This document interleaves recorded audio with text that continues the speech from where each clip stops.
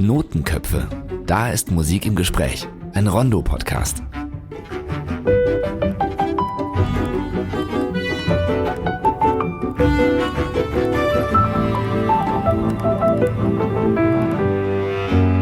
Heute für euch da Fanny Tanck.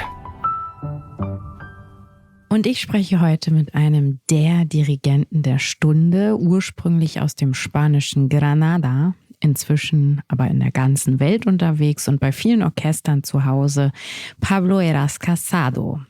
Ein Chamäleon unter den Dirigenten in dem Sinne, dass er sich bewusst nicht festlegen will und wollte auf einen Stil oder eine Epoche, von historisch informierter Aufführungspraxis über moderne Sinfonieorchester bis hin zu neue Musikexperimenten, weiß er viele Register zu ziehen, möglichst ohne Schubladendenken, und er hat sich für viele vielleicht überraschend in den letzten Jahren vor allem mit Wagner einen Namen gemacht. Spätestens seit seines umjubelten Debüts in Bayreuth vor einigen Jahren. Nun ist er mit Wagner zurück an der Staatsoper unter den Linden, dirigiert dort 4 Vorstellungen des Fliegenden Holländers, und ich habe ihn kurz vor der Generalprobe gefragt, wie läuft's denn? It's for me a very happy meeting because with Staatskapelle, especially Staatskapelle more than Staatsoper, I've got wonderful times in the past before the pandemic, especially in concert. It's one of the most wonderful orchestras in the world, and it's a place I know, it's people I know well through many different repertoires. We did Nozze di Figaro was the last opera I did here. And then pandemic came and some other titles were cancelled. And I was very much looking forward to this new production, and especially with Wagner, now that Wagner is such an important part of my life. So coming back here with Fliegende Holländer, my very first Wagner opera. So it's happy times, and yeah, still a couple of more rehearsals until the opening. Yeah, we can go into detail a bit maybe with the Holländer, but to begin with, was there anything like a Wagner moment for you where you thought, of all the things I could do, now is the time for Wagner? It was more step by step.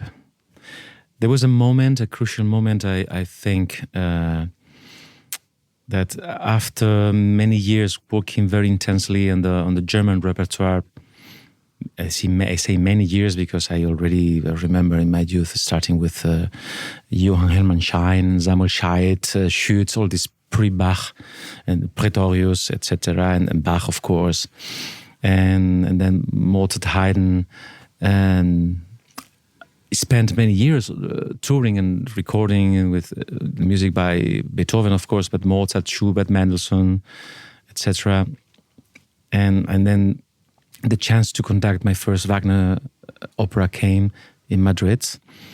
Basically, I had a carte blanche in the Madrid Opera House in the Teatro Real to say, okay, what would you like to conduct in the next years in Madrid? And I said, I want to do a ring cycle. And they said, okay, let's do it. But I said, but first of all, I would like to do as Daniel Barenboim once told me, you start with Fliegende Holländer. This is the perfect start for a conductor to the Wagner universe. And I did that in Madrid almost 10 years ago. And then, the rest is story, because after my ring in Madrid and other opportunities, then came Bayreuth, etc. And I'm very happy now to come back to Berlin with the first Wagner opera I ever conducted after all this journey. In hindsight, would you agree with Barenboim and also say it's a good piece to start with? Wagner-wise. I think so. Though now I see that it's a tricky piece to conduct. I mean, in some ways, it's more dangerous in some aspects than Walküre or than Parsifal, or because this transitional language in which some scenes of Fliegende Holländer, you can already feel and hear the Wagner of the future and some others he's still mixing, struggling between different influences. It's a transitional, cocktail in a way. So there's not yet a pure Wagner style. So then you have to treat the orchestra, to treat the texture, to treat the musical language in a very careful way. And there's lots of bel canto, there's lots of Mendelssohn, there's lots of... So it is a tricky one. It is a tricky one. And I heard also that in Tielemann's opinion, it's probably the most tricky of all operas to conduct, also in Bayreuth and Bayreuth pits, because especially because of this transparency and yeah, it's somehow you're naked with singers and orchestra, and but I'm having lots of pleasure to go back to this opera. I also imagine it's quite a welcome, because there's so much you can basically recreate as a conductor if there's room to do it, and it's not as you say, as formed as maybe the Ring is. For the Ring, I mean, to conduct something like that, like such a almost cathartic piece, or something that the audience always speaks about, as being going on an inner voyage or whatever. Does that feel that way too for you when you conduct those massive, like really long and heavy Wagner pieces, that you almost go through some transitional phase? Or Totally. I think if I may say even more for a conductor, I remember very vividly when I was doing my first Ring in Madrid. I had the chance and the lack, I have to say, not doing the whole Ring in one season, and like in Germany you would do all together in 1 or 2 seasons, but to do each opera in one season, so alongside 4 years. So that allowed me the time to deep into it, to digest, to learn. We had lots of performances. Each title, we would do it like 9 times. So it was a very intense process. And before, in the meantime, and then afterwards, each of those operas, you can hardly think in anything else. You cannot live away from that universe. It is something that demands from you your whole life when you are there, physically, emotionally, mentally, and you cannot escape from the Ring when you are immersed into that experience. I am talking as a conductor. So I still believe I'm now starting a new chapter, a new project in Paris. I just started with Rheingold, and in a few months we do Valkyrie and Siegfried. And it's the same. It's again, it's something that gets inside you, and you do normal life, and you conduct other repertoire, but every single day I'm thinking in one way or the other about this Ring I'm doing now, and you cannot escape. It's so interesting because it also, I mean, especially the Ring and all the Wagner is so, by many people, treated as cult objects or cult operas. And what would you say is it in Wagner that people tend to really devote their lives to that music, especially the operas? Because there's hardly any other composer, I think, where it's the case in opera. No, I mean, he devoted his whole life and soul to that. And I guess you could say the same about every single composer in musical history, that he devoted himself to his art or her art. But Wagner knew from the very beginning very well that what he wanted to do. He made a whole revolution, not only in opera, not only in music, but in art, and he lived in a moment of revolution, of political, social, economical changes and challenges, and he was able to captivate and to encapsulate all that in his myths, in his tales and stories that he created, and in the meantime doing a revolution of the musical arts and not in the opera form. And he challenged himself and he challenged everyone at the time in such a way that still, now next year will be the 150th anniversary of the creation of the whole ring. It's still a mystery. It's still, as you said very well, it's still an object of cult, an obsession, and craziness, and still so we all cannot understand completely what's in there. And I'm convinced, and I'm not the first saying that, but it's the ring. A piece like the ring is the biggest creation, but a single human being in history. It's just one man who invented the whole and created this whole universe. From the story, the libretto, every single word, the poem, as I said, the music, how he wanted, he created the space. He imagined that there was no other space possible but the Baroque Festspiel. He made a revolution in the scenic arts by creating the right staging conditions, the right lighting conditions, the acoustic conditions. But just a single man. I mean, the Ethiopian pyramids and this, we don't know the architect. This was there were hundreds of architects and people creating that and that. This was a single man, just imagining and creating this whole world that made such a huge revolution.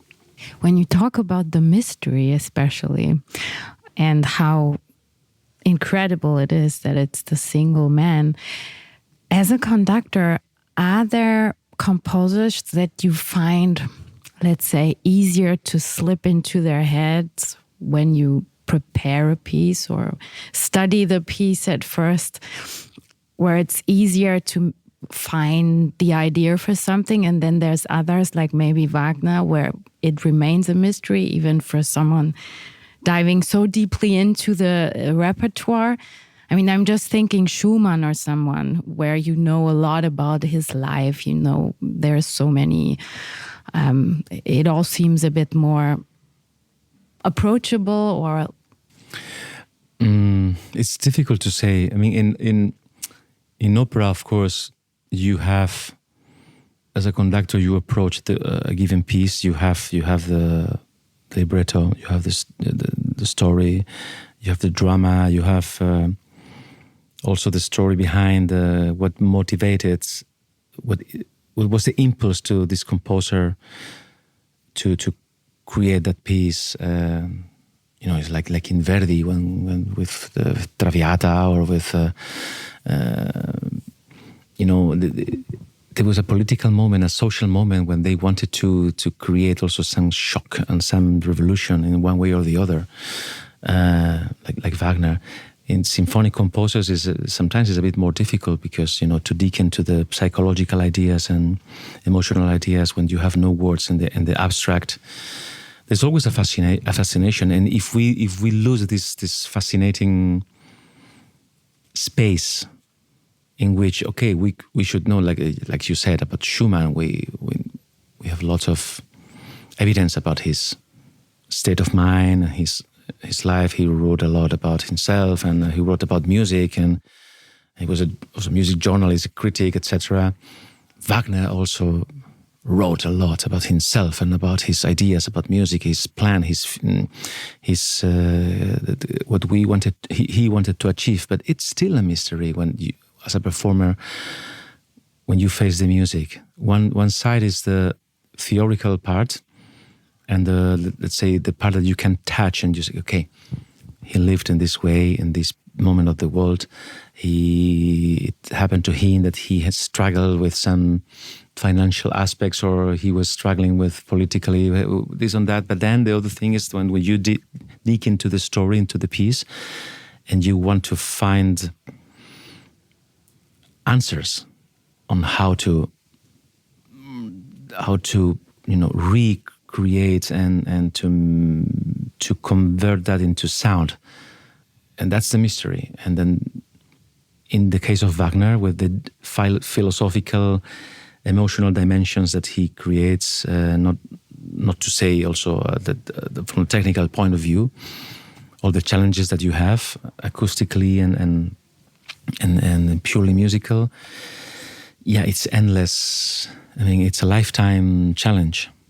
Maybe about the Parsifal, this Bayreuth moment, which also exists as a CD.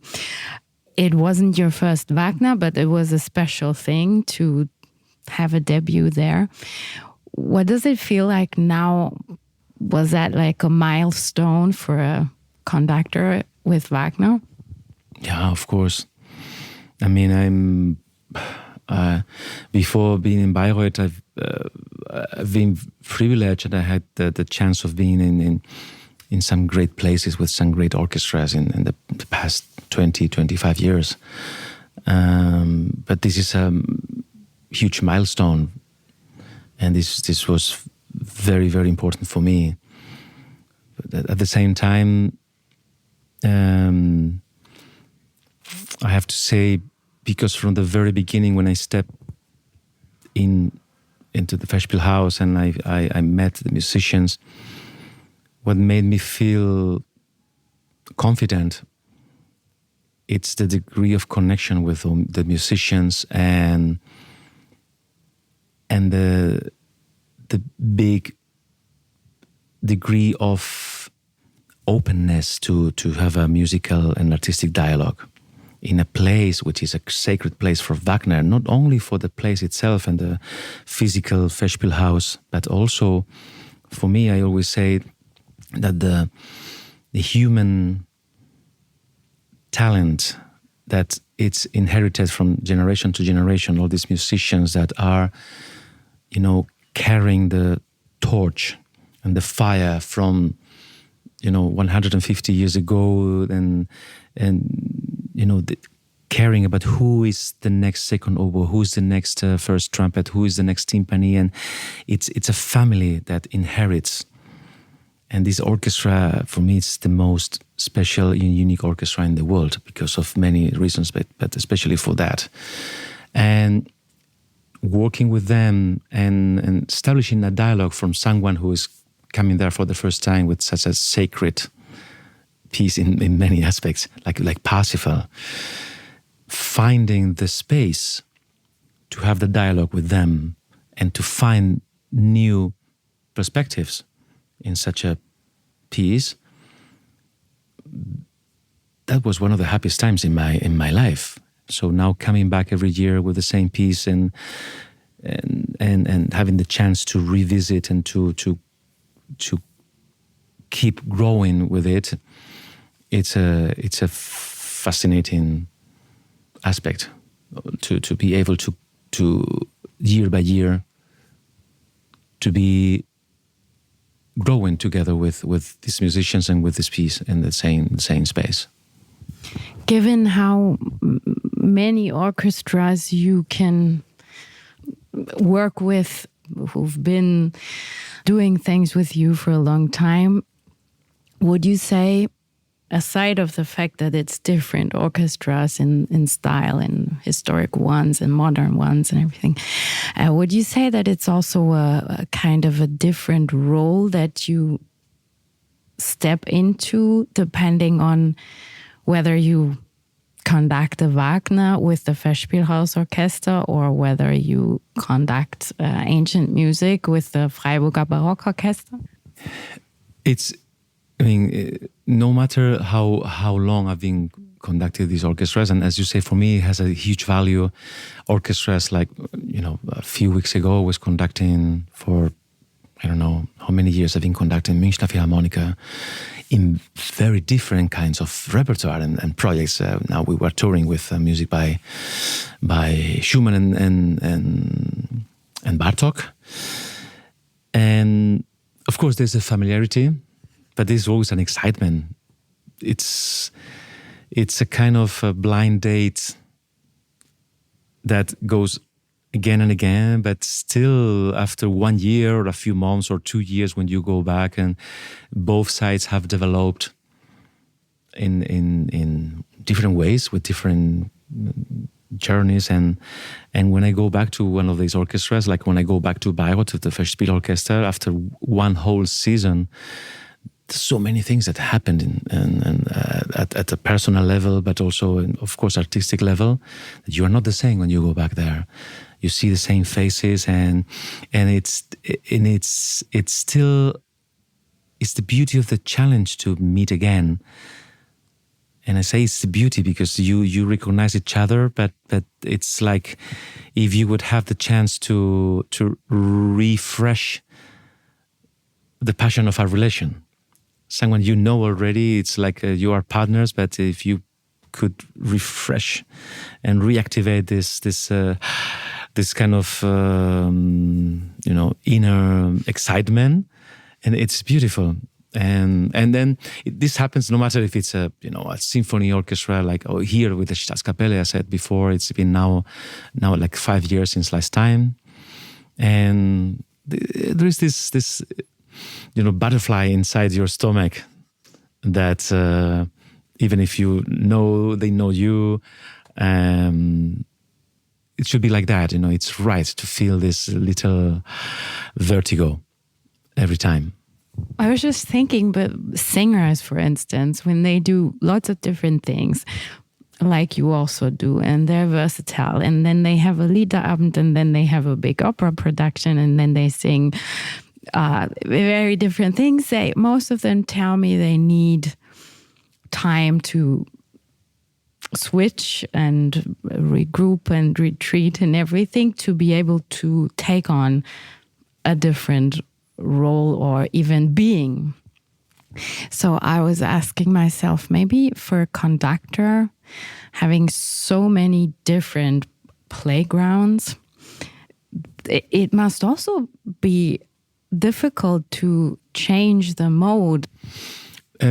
Not for me. I think for a conductor, I think this is very personal, but it's easier than from a singer. We don't have the physical. I know the singers, and after singing one given role, and they have to adjust to a role which is more central or lighter, or physically your muscles need to adjust. And for a conductor, for me, it's like if I would be, like multilingual or polyglot. It's switching from language to the other. It's effortless. It's being always not in 1 year, but within weeks.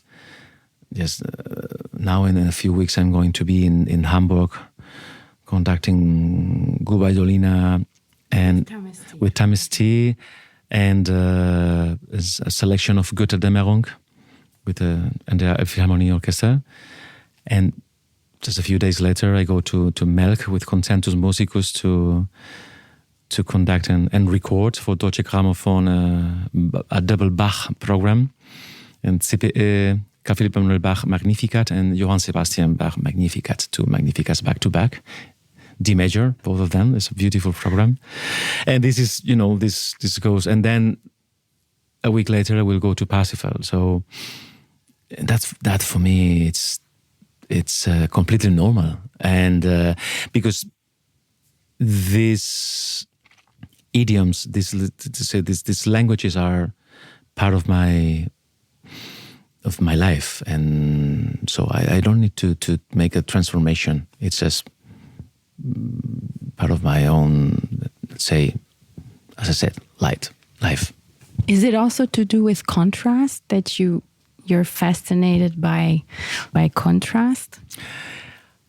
By contrast, by curiosity, and by its fascination about music itself. No matter times, periods, styles. And it all started when I was a student at a university in history of art. And you study history of art, you try to understand and to follow the history, but history in itself, but also history of art as a whole. And there is always a reaction. It can be either a consequence or a revolution against, or a fight against something that was coming from before. But there is always everything that happens in history, but in the history of art, it's a reaction, a negative or positive or transformation of something that happened before. And I couldn't understand why in the music school, in the conservatory at that time, we didn't take the whole music history as a whole, and we couldn't understand, from Middle Ages and from the birth of polyphony, that nothing basically changed until late 19th century with the eruption of French modernists and of the Caphonism in Vienna, and nothing basically changed in the basic musical order. So everything was part of the same cosmos, but was presented to us as students like compartments, closed compartments. This is Baroque, this is Renaissance, this is that, and this is that, and this. And I understand everything as a whole. I cannot understand Brahms without Schütz, or Stravinsky without folk music, or Bruckner without Schubert, etc., or even Wagner without Schumann and Mendelssohn, and Liszt, and so it's a whole. And then for me, this is what fascinates. That I worked, of course, very hard in keeping, in a very disciplined way, in passionate and curious way, to always keep all these languages and styles alive in my musical journey, and I'm still doing. Do you feel the same way about new music, in terms of young music, which to me often doesn't seem that modern? Sometimes you make the experience that an old piece is a lot more modern. And I would even say there's a tendency where it's going backwards somehow, or what would you say? Yeah, I mean, of course, it would be unfair to say that this is right. It is partly right. And I mean, when I say it would be unfair, it's because, of course, at the time of the Mozart and Haydn, there were another 100,000 composers composing symphonies and quartets and concertos, operas at the same time, thousands of pieces, and now we got only a couple of names. And these names were not the norm, they were the outsiders. So the history of not only the music, the history of art is that now it's a normative. In the end, it's made out of the outsiders. Mm-hmm. In art, who remember now the painters who were painting for the living rooms of rich people in Hamburg, Berlin, or Madrid, or they were the outsiders. Goya was an outsider, and he was painting in a quite dark and critical way, even if he was accepted by the king of Spain and so. But now we see these pictures as a dark and bitter depictions of the society of its time, and so on. So now in these times, I think we need some distance, 1 decade or 2 decades, to see who is a real voice, who is a real outsider, and who dares to create and to invent something which is really, really original, maybe not the one accepted or even known by the audience. But time will say. and will speak. Given you come from the visual arts too, how do you actually envision the music you conduct? Do you see colors and do you see sounds and colors, for instance? Or I guess it depends, but some conductors have told me they see the whole piece as almost as a painting in front of them before they start conducting, and some say they go bit by bit and always stay where they are in the moment. Do you, or can you even say what comes through your head? No, I couldn't say. In fact, I'm not so good when I'm in front of the orchestra, when rehearsing. I'm never referring to a concrete word or aspect. Imagine you are here or there, or this should sound like that, or this, or for me, I don't find the words, and for me, music it's far more than that, than just one suggestion. I don't want to encapsulate one chord or one moment or one accent into one concept in front of the musicians. Each one could be able to feel it in many different ways, and this is the most fascinating thing about music, that not only in the orchestra but the whole audience, 2,000 people, will feel differently every single moment of that piece. And for me, it's more felt in an abstract way. I feel more than if I feel in something that is beyond the music itself. It's a physical aspect of the texture and the space. Space for me is much more important. Imagining or creating spaces, and also the physical connection through the body, through the air, through the breathing with music, and sharing that with the musicians. You know, what we do, we don't produce any sound, we don't touch the sound, we don't have any control, but the only way is through the emotion, but through our breathing and trying to feel like a sculpture, some kind of texture, density of the air, space.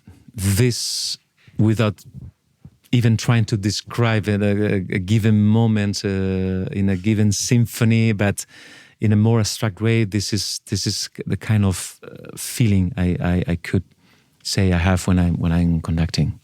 Do you remember when was the last, or what was the last time you felt like everything was in sync? You say you can't talk about it that easily, what it is then, but maybe you can name one or two moments where you experienced this, okay, now we are in the same space and it opens up for all of us. Yeah, when this happens, and then this is the moment when you really believe and think that you are doing the right thing in your life and you're in the right moment, and this happens sometimes, and yeah, so the whole heaven opens to you and your whole heart and spirit is in sync, and we live for those moments. And I mean, because we were talking before about Bayreuth, and I treasure many moments in Bayreuth on that level. Because I mean, there are many others, and I've been privileged to conduct so many wonderful orchestras. I really treasure many of those moments, and in many different halls, and but in Bayreuth, because of this situation in which you are in this sacred space, this pit, the mystische Graben, and the space is so compact, so deep. We are so close to each other. And we are, of course, we are connected to the ground, and we create the ground of the whole theater. The music comes from the stage, from the ground of the stage to the audience. when you are in the audience, you feel music comes from behind the singers, from the wood of the stage, and so we are with the ground and the foundation, the base, but we are still down there alone, isolated. The audience cannot see us, so it creates a really mystical communion and communication in which we have this kind of isolated world. We feel the whole, we feel the stage and on top of us, and the singers, but these moments are unique. These moments are unique, and through a long evening of 5-6 hours, there are many of those moments in which everything is absolutely connected, and you don't feel you don't feel anything else but the flow of the music. Divine moment, one could say, even. If you're so sensitive to the room as well and to the halls, has it ever happened to you that a hall didn't work, as in not possible to find a vibe, or just because it's so uneasy to be there? Yeah, I try not to overthink when you visit halls all over the world, and even touring with an orchestra. This hall is complicated for this reason, that, and this is drier. This you need to approach in a different way. I really try not to have prejudices, or not to overact, or not to anticipate too much until the moment we are there and the moment of the concert, to let the music and myself react in an instinctive way. And sometimes if you don't overthink too much, or in advance, you can find different qualities, different opportunities to discover corners of the piece and colors. And my main function is to connect the spaces on the stage, to connect the musicians, to make them listen to each other in the most perfect way, and to balance the stage so they can really play in a most comfortable manner. And then sometimes you find surprises even in the places that you would never give any chance for a pleasant experience. But yes, sometimes even that, you find like, okay, I always have faith. I never give up. Even you have to keep a symphony for 45 minutes or 50 minutes, and you have to keep up the tension and the beauty of the sound, and try to concentrate everyone in keeping this consciousness of the beauty of the sound, whatever the acoustic or the return is from the whole. But yeah, sometimes it's difficult, but I try to never give up and find a beauty also in those circumstances. I was just thinking, the way you talk about music and beauty and art and everything, I'm just thinking my first time in Granada when I was a school kid, we visited, of course, the Alhambra, and I think I hardly had ever a moment where a building seemed so musical to me. Like it was almost flying or something. And when I was 18 then or something, and I thought this must be the most beautiful thing I have ever seen in my life. Of course, I'm sure I share the experience with a lot of people, but that's when I thought, for someone who grew up next door to that, how can you not be, open to beauty or art? Yeah, I live just in front of the Alhambra, so I see it. I mean, I was going to say every day. I'm not every day at home, as you can imagine. But when I'm not in Madrid, also when I'm in Granada, in my Heimat, I see this every day. And then when you grew up with that, is of course it's the Alhambra, but it's also the place where they decided to put it. Is the snow mountains behind the Alhambra, and the rivers that are around this hill. And when you go inside, you're completely right. You feel that this elevated castle there. When you're inside the palace, it's like transparent. There's no gravity, and it's this sense of using the most simple materials and not having a very rich and golden and marble, but using very simple materials, but with the most exquisite taste, interplaying with the smell of the scent of the gardens and the thousands of flowers, and this is always present in a very discreet way. The sound of water, there's everywhere but not grand fountains. It's just a little stream of water inside of a room, creating a little sound space in which you appreciate the limits of the architecture by the sound of this little drop of a fountain. So it's sophistication, it's delicacy, and the beauty is at that level, not in a grand or let's say baroque exaggerated way. And this is all around the city. Is this sense, and I guess when you are used to that, somehow you can carry that to other places, onto other places of your own aesthetic experience.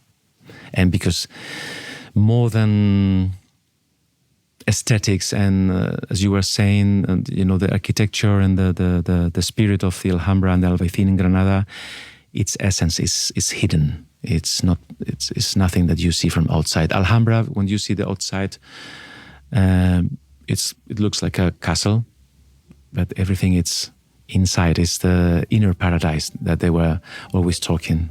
So it's a hidden paradise. Facade is nothing. Everything is inside. And this is an interesting philosophy. We'll end it with this. It's perfect. Perfect last word. Notenköpfe ist ein Podcast von Rondo, dem Klassik- und Jazz-Magazin. Informationen zum Magazin und weitere spannende Themen aus der Welt von Klassik und Jazz gibt es auf rondomagazin.de.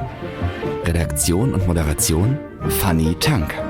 Ausführende Produzentin Verena von der Goltz. Aufnahme und Postproduktion Robert Niemeyer. Musik Markus Zierhofer. Kennt ihr schon den Podcast Der Klassikerklärer? Dort erwarten euch spannende Analysen und faszinierende Geschichten hinter den Meisterwerken der klassischen Musik. Wer Klassik wirklich verstehen will, ist beim Klassikerklärer Dariusz Szymanski bestens aufgehoben. Den Klassikerklärer findet ihr überall, wo es Podcasts gibt.